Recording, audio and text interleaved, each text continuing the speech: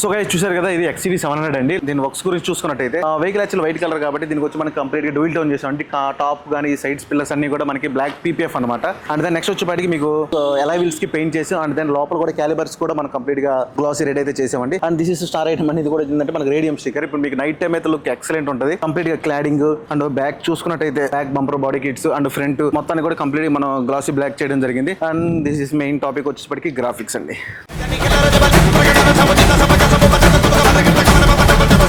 Graphics ఎంత simple గా ఎంత అగ్రెసివ్ గా కనపడుతుందో. ఈ మెయిన్ ఏంటంటే గ్రాఫిక్స్ చేయడం ప్రాపర్ మ్యాచ్ టు మ్యాచ్ చూసుకోవాలి, ప్యానల్ టు ప్యానల్ అనమాట. క్వాలిటీ కూడా చెప్పాం కదా, దిస్ ఈస్ నాట్ స్టిక్కరింగ్ అండి. కంప్లీట్ గా ఈ పార్ట్ మొత్తానికి వస్తుంది. అంటే మామూలుగా ఇక్కడ కటింగ్ ఇచ్చేసి ఇలా కట్ చేసి రాయడం అనమాట.